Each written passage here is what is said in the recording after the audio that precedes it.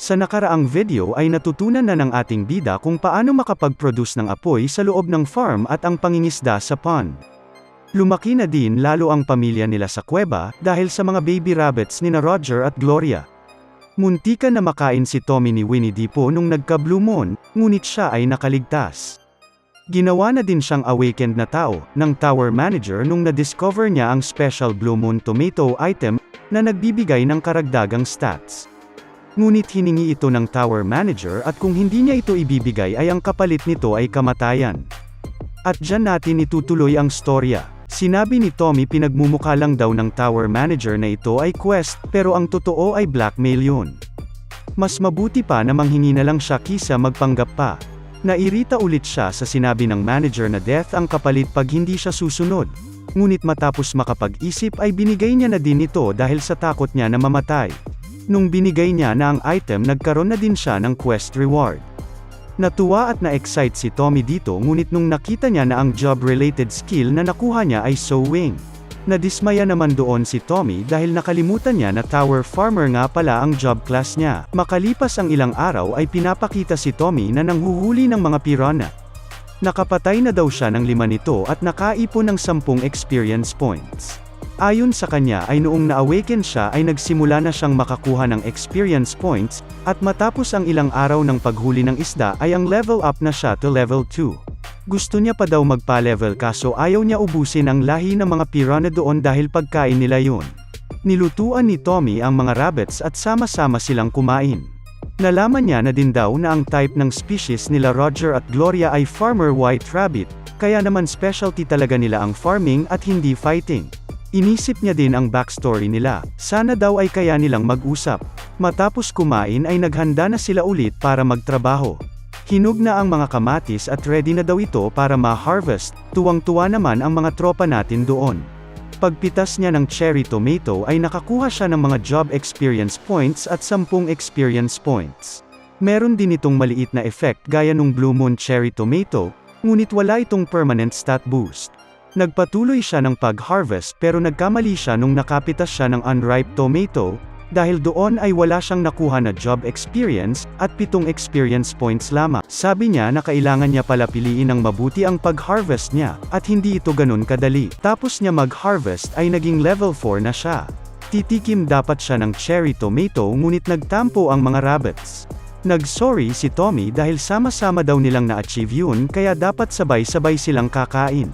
Nag-celebrate na sila ng pinakauna nilang successful harvest ng mga cherry tomatoes. Once kumain sila nito ay naramdaman nila na nanonood sila ng fireworks display sa sobrang fresh at sarap nun. Ramdam na ramdam daw ang lasa ng summer. Takte, ano ba ito? Cooking Master Boy? Or Yakitate Japan? May ganoong reaction pa talaga no? Tinabi na ng mga rabbits ang mga na-harvest na kamatis at naging proud si Tommy sa mga baby rabbits na nakakatulong na sa mga magulang nila. Nung patulog na siya ay nanghingi na naman ng mga tomatoes ang tower manager. Nagkunwari siyang tulog ngunit gin-icing siya nito. Binigay niya na ang hinihingi na 100 cherry tomatoes at binigyan na siya ulit ng reward. Pagbukas niya ng reward ay ito pala ay ang harvest skill level 1. Mukhang hindi naman na-satisfy si Tommy doon. Inisip niya ng una ay hindi niya yun kailangan, subalit mali pala ang akala niya, dahil ngayon, kahit unripe pa ang crops na pipitasin niya ay nababago ito agad dahil sa skill na yun. Nakakakuha na din siya ngayon ng job experience kahit na unripe fruit ang kanyang mga maha-harvest. Napabilis na nga ang trabaho ni Tommy dahil sa skill na yun, ilan pang sandali ay nag-request na naman ng cherry tomatoes ang tower manager. Na bad trip si Tommy dahil walang reward na kaakibat ito ngunit binigay niya pa din dahil useful ang harvest skill. Nagtuloy-tuloy naman ang paghingi nito hanggang sa umabot na ng 500 pieces, at wala pang reward. Hindi na kinaya ma-tolerate ni Tommy yun kaya tinanggihan niya na ang tower manager, na ikinagulat naman nito. Ipinaliwanag ni Tommy na kailangan din nila magtira para sa sarili nila para mabuhay. Bastos naman na sinabi ng tower manager na problema daw ni Tommy yun, kaya bigay niya na ang mga cherry tomatoes. Nainis si Tommy dahil pinagpagyere nila yun, ngunit sinabi ng tower manager na ang OA ni Tommy hindi naman big deal yung trabaho niya. Umabot na ito sa limitation ni Tommy at sigurado na siyang hindi niya nabibigyan ang tower manager. At ganun na nga ang nangyari, kahit anong kulit ng tower manager ay hindi siya pinapansin ni Tommy.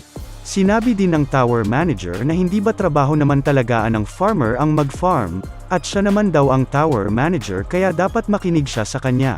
Sumagot na si Tommy doon at sinabing hindi daw siya magbibigay sa isang nilalang na minamaliit lamang ang mga efforts na ginagawa niya. Puro pananakot at pamimilit lang daw ang kaya niyang gawin at hindi niya ma-appreciate ang trabaho ng iba, at maliit lamang ang binabayad niya sa pag-exploitation na yun. Kung tower manager nga talaga siya ay pues, isa siyang masamang boss. Tila na-hurt naman ang manager doon. Mag-so sorry na dapat siya ngunit nung nakita niya si Tommy na nangaasar na kumakain ng tomatoes, nagalit ito at sinigawan siya. Pinagbigyan na ito ni Tommy at binigyan muna siya ng 5. Sa susunod na daw yung iba dahil kailangan din nila pakainin ang mga baby bunnies. Tinanggap naman muna ito ng tower manager. Natuwa naman si Tommy dahil mukhang simple lang din naman mag-isip ang tower manager. Fast forward sa day 91 at nasa ika-4 na blue moon na. Sabi ni Tommy na nabalitaan niya daw na pag mataas daw ang MP ay mas madaling ma-withstand ang mga monster roars kaya kumakain siya ng mga cherry tomatoes just in case. Nakita niya naman na nag-effect ang sinag ng blue moon sa kanyang mga pananim at naging asol ang isang tomato, pero ngayon ay pati na din ang sweet potato. Hinukay niya ito at na-confirm niya na naging special na din ito at may permanent strength boost ito. Nung na-harvest niya ito ay umakyat ng malaki ang kanyang job at base experience.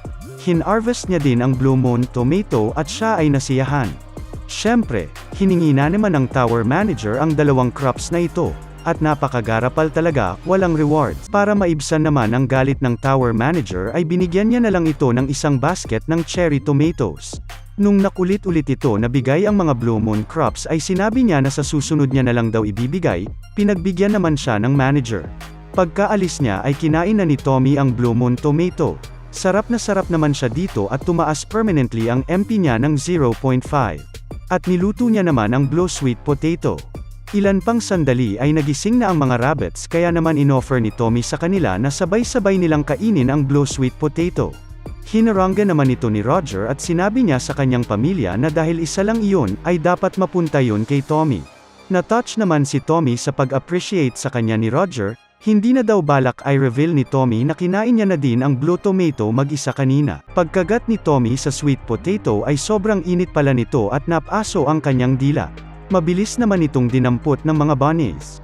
Subalit tulad ni Tommy, ay niluwa din nila agad ito dahil sa sobrang init. Nadismaya naman ang lahat doon. Sa next chapter ay makikita natin si Tommy na sinasabihan ang mga baby rabbits na simula ngayon ay itatanim na din nila ang mga sweet potato sprouts. Tama, yun daw yung mga kinakain nila ngayon. Sinabi niyang, bawal na muna kayong kumain ng sweet potato sprouts pansamantala. Na-shock ang mga baby bunnies sa balita na yun at nakaramdam sila ng lungkot, galit at inis dahil ang mga potato sprouts ay ang paborito nilang snacks. Para mapatahimik sila ay nangako si Tommy na bibigyan niya sila ng special snacks pag tumulong sila sa pagtanim ng mga sweet potato sprouts sa bukid. Nabuhayan naman sila dahil doon, kaya masipag na nagtrabaho ang mga cute na baby rabbits. Balak niya na din kunin ang seeds ng green onion kaya hihintayin niya daw ito mamulaklak bago niya putulin. Patuloy ang masayang pagtitrabaho ng buong mga tropa, kahit minsan may mga hindi nakakapagpigil. Naging rank E na din ang job level ni Tommy at level 8 naman ang kanyang base level.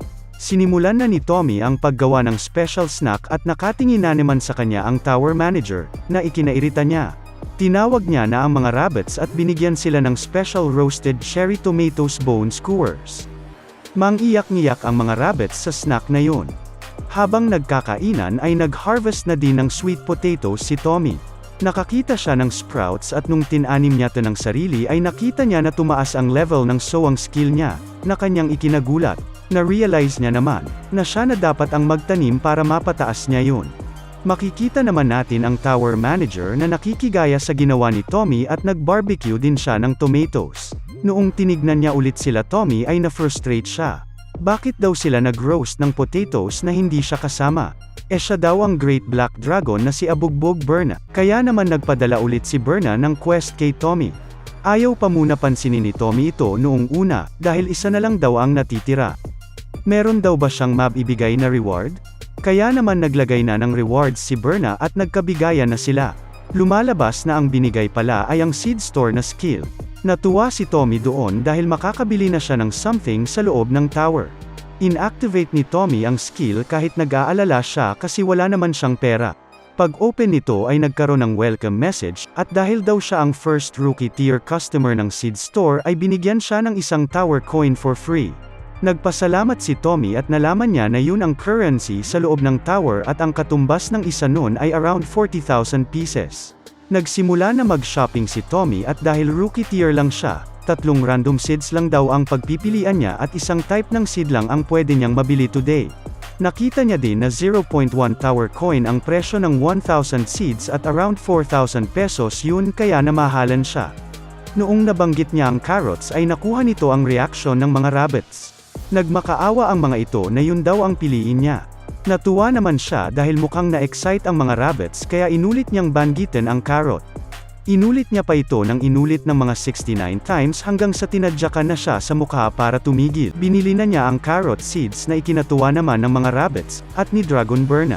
Makikita naman natin ang isang honeybee na pinapanood sila mula sa itaas ng kuweba.